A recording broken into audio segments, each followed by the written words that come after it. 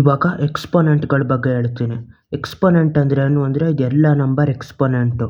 ಇದು ಫಸ್ಟು 2³ ಅಂತ ತಗೊಂಡ್ರೆ ಈ ನಂಬರ್ನ ಯಾವ ಥರ ಬರೆಯೋದು ಎಕ್ಸ್ಪೋನೆಂಟ್ ಅಂದರೆ ಕೆಳಗಡೆ ಪಾರ್ಟ್ ಐತಲ್ಲ ಅದನ್ನ ಬೇಸ್ ಅಂತ ಕರೀತಾರೆ. ಅದೇ ಮೇಲ್ಗಡೆ ಪಾರ್ಟ್ನ ಪವರ್ ಅಂತ ಕರೀತಾರೆ. ಬೇಸ್ ನಂಬರ್ನ ಪವರ್ ನಂಬರ್ ಅಷ್ಟು ಸತಿ ಗುಣಿಸ್ಬೇಕು. ಅಲ್ಲಿಗೆ 2³ ಅಂದರೆ 2ನ 3 ಸತಿ ಗುಣಿಸ್ಬೇಕು. 2 × 2 × 2 2 2 4 4 2 8 ಇದ್ರದ್ದು ಉತ್ತರ ಪೂರ್ತಿ 8. ಅದೇ ಥರ 3² ಅಂದರೆ ಇದನ್ನು 3ನ 2 ಸತಿ ಗುಣಿಸ್ಬೇಕು. 3 ಟೈಮ್ಸ್ ಆಫ್ 3 3 3 ಎಷ್ಟು 9. ಇದ್ರದ್ದು ಟೋಟಲ್ ಆನ್ಸರ್ ಉತ್ತರ ಇದು. 3² ಅಂದರೆ ಅದು 9. ಅದೇ ಥರ 7³ ಅಂತ ಮಾಡಬೇಕು. 7³ ಅಂದರೆ ಏನು ಅದ್ರದ್ದು ನಿಜವಾದ ಅರ್ಥ 7ನ 3 ಸತಿ ಗುಣಿಸ್ಬೇಕು. 7 × 7 × 7 7 7 49 49 7 5 7 35 ಅಲ್ಲಿಗೆ 350 ಮೈನಸ್ 1 7 7 350 ಮೈನಸ್ 7 343 ಅಲ್ಲಿಗಿದು 343 ಉತ್ತರ ಇದ್ರದ್ದು. ಅದೇ ಥರ ಬೇರೆ ಬೇರೆ ಯಾವುದೇ ನಂಬರ್ದು ಎಕ್ಸ್ಪೋನೆಂಟ್ ತಗೊಂಡ್ರು ಅಷ್ಟು ಸತಿ ಗುಣಿಸ್ಬೇಕು. ಈಗ 5 ಪವರ್ 9 ಅಂತ ತಗೊಂಡ್ರೆ 5ನ 9 ಸತಿ ಗುಣಿಸ್ಬೇಕು. 5 × 5 × 5 × 5 × 5 5 ಸತಿ ಆಯಿತು. ಇಂಟು 5 × 5 × 5 × 5 ಇಷ್ಟು. ಇದು ದೊಡ್ಡ ನಂಬರ್ ಆಯ್ತದೆ ಗುಣಿಸಲ್ಲ ಆದಮೇಲೆ. ಆದರೆ 10 ತಗೊಂಡ್ರು ಅದೇ ಥರ 10³ ಅಂದರೆ 10ನ 3 ಸತಿ ಗುಣಿಸ್ಬೇಕು.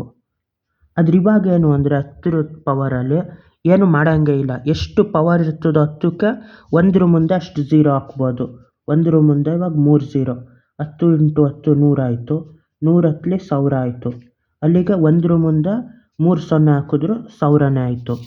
ಅದೇ ಥರ ಇನ್ನೊಂದು ಕೊಟ್ಟಿರ್ತಾರೆ 10 ಪವರ್ ಆಫ್ 7 ಅಂದರೆ ಎಷ್ಟು ಅಂತ.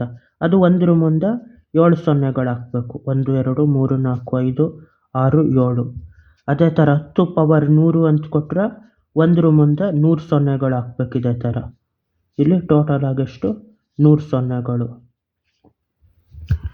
ಇದಿಷ್ಟು ಮಾಮೂಲಿ ಪವರ್ ಆಯಿತು. ಇವಾಗ ನೆಗೆಟಿವ್ಸ್ ಆಫ್ ಪವರ್ ಅಂದ್ರೇನು ಅಂತ ಹೇಳ್ತೀನಿ. 5 ಪವರ್ ಆಫ್ -2 ಅಂದರೆ ಅರ್ಥ ಏನು?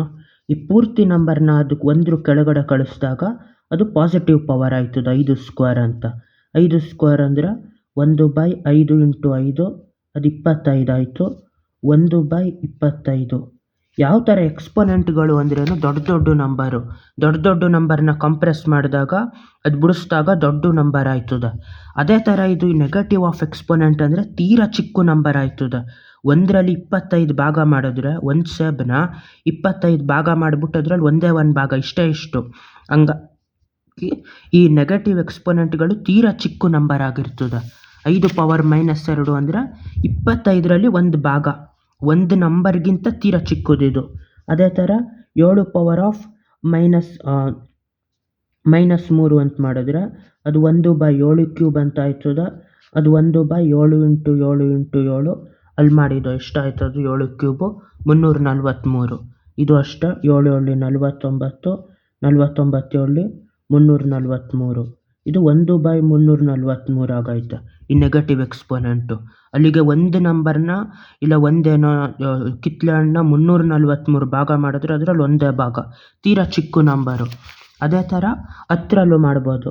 10 ಪವರ್ -5 ಅಂದರೆ ಮೊದಲು 1/10 ಪವರ್ 5 ಅಂತ ಮಾಡಿಬಿಟ್ಟು 5ನ 10 ಪವರ್ 5 ಇರೋದ್ರಿಂದ 1ರ ಮುಂದೆ 5 0 ಹಾಕಬೇಕು.